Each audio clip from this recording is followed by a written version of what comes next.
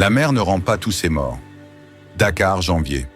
La chaleur est inhabituelle pour la saison.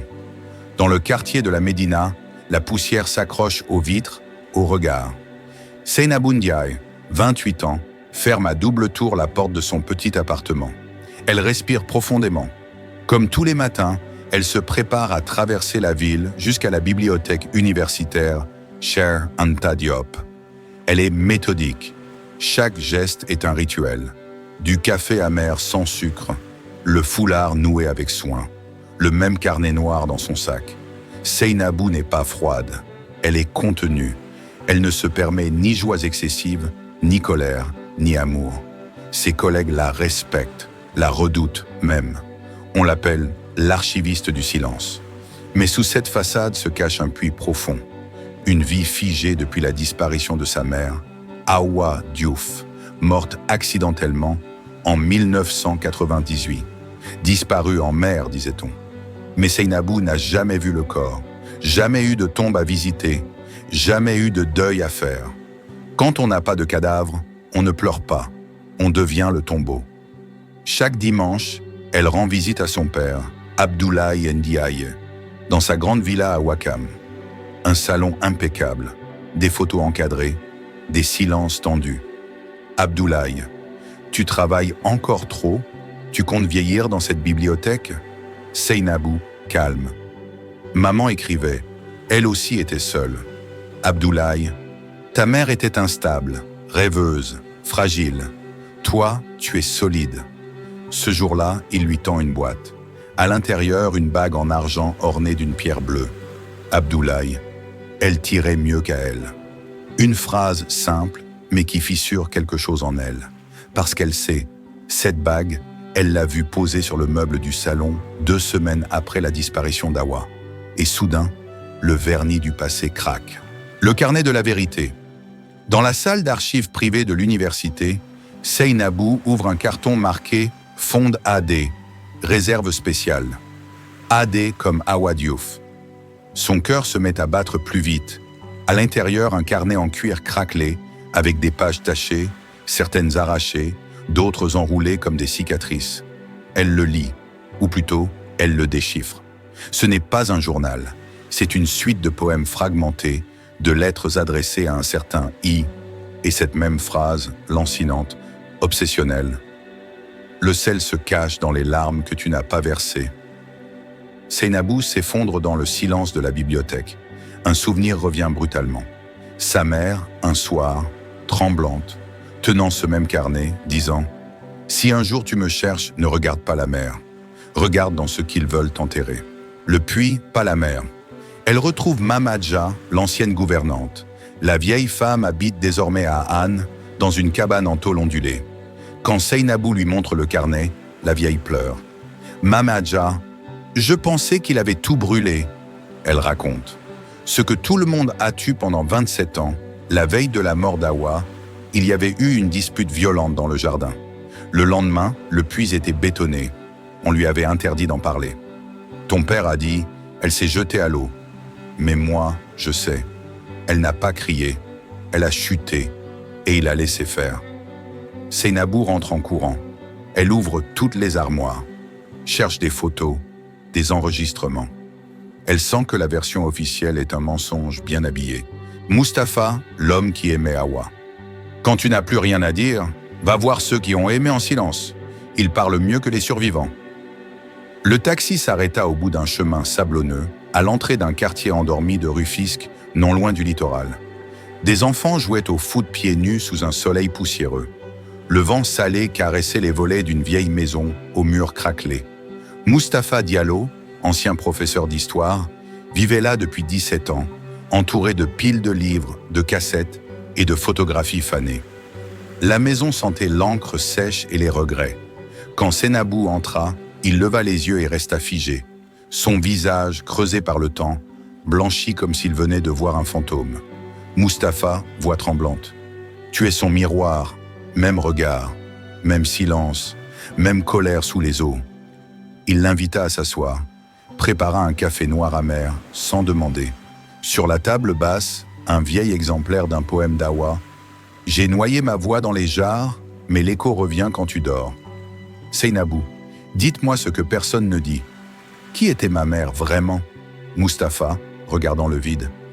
Elle était lumière et tempête, une femme qui voulait publier un livre. Pas un recueil de poèmes, non, un témoignage. Une bombe, contre ton père, contre son frère Babacar. Ils parlent longuement de leurs réunions secrètes dans des cafés sombres de plateau.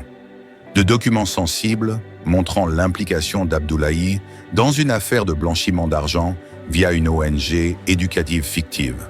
De menaces reçues par Awa, d'appels nocturnes, de papiers volés, et puis une révélation brise à l'air.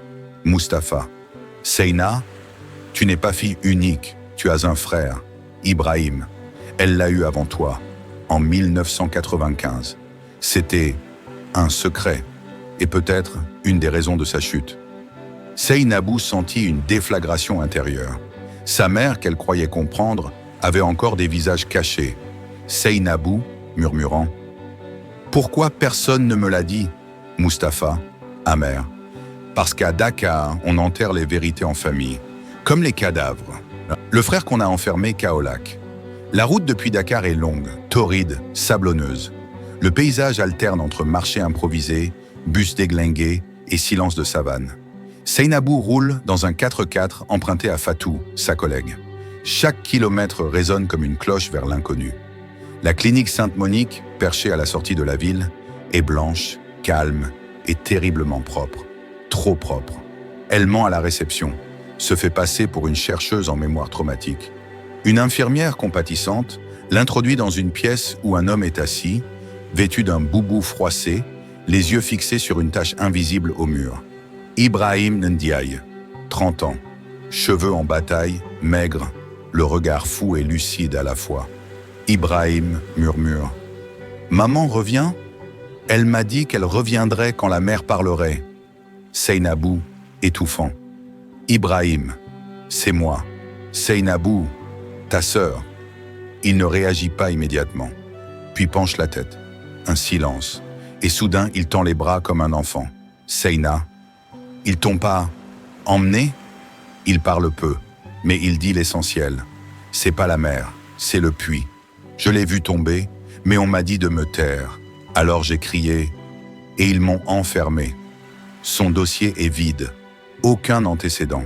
Aucun motif clair d'internement. Seynabou interroge une infirmière en cachette. C'est un patient politique. Il a parlé à la mauvaise oreille, au mauvais moment. Son père, puissant. Elle montre un scellé sur le dossier. Ordre administratif, ministère de l'Intérieur. Avant de partir, Ibrahim lui glisse une enveloppe cachée dans la doublure de son boubou. À l'intérieur, une photo en noir et blanc. Une maison à Yarak. Une inscription au dos. Sous la dalle. Yarak, la dalle des morts. Yarak, quartier oublié entre usines, bidonvilles et mer Marron. La maison est en ruine, couverte de lierre, fenêtres brisées, une fois propriété de Maimouna, tante maternelle d'Awa. L'air est lourd, chargé d'électricité. Seynabou entre, seule. Une pluie fine commence à tomber. Elle repère la cuisine. Le sol a un carrelage différent sur une zone carrée. Elle tape. Un son creux. Avec un pied de biche emprunté à un ouvrier, elle soulève la dalle. Une cavité. Et dedans, une boîte métallique rouillée. Contenu, une cassette audio, une lettre manuscrite d'Awa. Si je me tais, sache que je ne le fais pas par faiblesse. 3 photos, Abdoulaye, Babacar et un homme blanc dans un dîner officiel. Derrière, ONG Humanité sans frontières, 1997. Une bande VHS. Jardin, nuit. Elle écoute la cassette sur un vieux Walkman poussiéreux. Voix d'Awa, tremblante. S'ils me font taire, sache que je n'ai pas menti. C'est Babacar qui a les preuves. C'est Abdoulaye qui ferme les yeux. S'il m'efface, n'efface pas ce que je laisse. Seynabou reste là, dans le noir, la pluie ruisselant sur le toit troué. Le vent souffle une vérité ancienne à travers les murs. On ne noie pas la mémoire, elle apprend à nager. L'affrontement de Ouakam. On ne confronte pas un père, on soulève l'autel sur lequel on s'est construit. La villa de Ouakam paraît calme ce soir-là. Les lampes du jardin filtrent une lumière douce sur les murs ocres. Mais à l'intérieur, un tremblement invisible traverse les murs. Seynabou est là, debout face à Abdoulaye Ndiaye, tenant dans sa main le carnet de sa mère et une clé USB contenant la cassette audio retrouvée. Seynabou, froide. J'ai parlé à Mamé Adja. J'ai retrouvé Mustapha. J'ai vu Ibrahim. J'ai entendu maman. Abdoulaye, assis, croise lentement les mains. Il regarde sa fille sans ciller, comme un juge prêt à prononcer une sentence. Sauf qu'aujourd'hui, il est l'accusé. Abdoulaye, tu sais, elle me détruisait. Chaque jour, elle voulait tout brûler. Ce pays, ma carrière, nos vies. Seynabou, elle voulait dire la vérité. Ce n'est pas la même chose. Il se lève, marque une pause. Abdoulaye, tu ne comprends pas les années 90, la pression, les deals pour maintenir un semblant d'ordre. Babacar avait le pouvoir. Elle allait tout saboter. Seynabou, alors tu as détourné le regard pendant qu'on la tuait? Un silence, puis la confession, nue. Oui. Le mot tombe comme une pierre dans un puits sans fond. Les couteaux dans les poches. Le lendemain, Seynabou confie les preuves audio et les documents à Fatou, sa collègue de confiance. Mais à son retour chez elle, elle trouve son appartement retourné. Ses papiers ont disparu. Son ordinateur, vidé. Un mot griffonné en rouge sur le mur. Enterre le passé ou c'est toi qu'on enterre. Paniquée, elle confronte Fatou. Fatou craque, en larmes. Mais la vérité sort, crue. Fatou, ils m'ont approché il y a 2 ans. Babacar, une ONG écran. Ils m'ont promis un visa, une bourse. Tout. Ils voulaient juste que je t'écoute, te surveille. Seynabou chuchote. Tu étais ma sœur. Fatou en pleurs. J'avais peur de rater ma vie. Et toi, tu fonçais vers un mur. Tu creusais dans l'enfer. Seynabou. Et tu m'y as poussé. Pour une bourse. La vidéo oubliée, Ibrahim, revenu à lui après une tentative d'automutilation, remet à Seynabou une bande VHS rangée depuis des années dans la doublure de son boubou. Elle trouve un vieux magnétoscope chez un réparateur de Sandaga. Sur l'écran tremblotant, une vidéo floue en noir et blanc. Une femme court dans un jardin, en robe blanche. Awa, 2 hommes. L'un la pousse violemment. Elle tombe. L'autre regarde. Ne bouge pas. Seynabou reconnaît les silhouettes. Celui qui pousse, Babacar Ndiaye, son oncle, aujourd'hui ministre. Celui qui regarde, son père. Elle s'effondre. Il n'y a plus de doute. Sa mère n'est pas morte. Elle a été assassinée. Et le silence de son père a scellé le crime. L'insurrection 12 Seynabou contacte Cher Sahar, un jeune journaliste d'investigation courageux, connu pour avoir déjà fait tomber un haut magistrat corrompu. Il prépare une opération médiatique clandestine. Lieu, un espace culturel alternatif, le Souffle, dans le quartier des Almadies. Une salle noire, 80 sièges, micro caché, caméra en direct sur un serveur crypté. Seynabou lit à haute voix, devant un public tremblant de vérité. « Je suis né 2 fois. Une fois dans le ventre de ma mère, une autre dans la fosse qu'ils lui ont creusée. Je suis ce cri qu'ils ont oublié de tuer. » Puis elle diffuse la vidéo. Le silence, puis les cris, les larmes, les flashs des téléphones. La vérité explose. En moins de 48 heures, la vidéo est virale. Babacar fuit le pays pour Dubaï. Abdoulaye est arrêté à son domicile, menotté sans un mot. Le procès des pères. Le procès Ndiaye débute dans une salle comble. Le pays entier regarde. Les caméras filment. Les chaînes étrangères s'en mêlent. Un tribunal pour un crime resté 27 ans dans le puits du silence.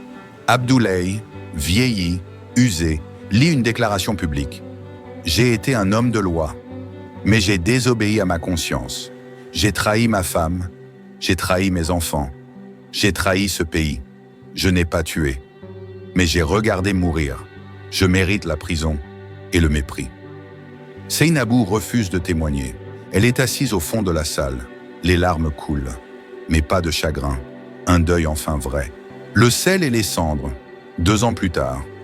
Seynabou vit à Ngor, près de la mer. Elle s'occupe d'Ibrahim qui peint. Il commence à parler plus facilement, à revivre. Elle a publié un livre, Le sel et les cendres, à partir des poèmes d'Awa, de son propre récit et des lettres d'autres femmes oubliées. Le livre devient un phénomène. Il est traduit, étudié. adaptée en pièce de théâtre. Elle refuse les interviews, refuse les prix. Elle veut juste enseigner, transmettre. Un jour, dans une conférence à l'Institut français, une étudiante lui demande « Vous avez pardonné à votre père ?» Sénabou regarde par la fenêtre. Le ciel de Dakar est chargé de nuages.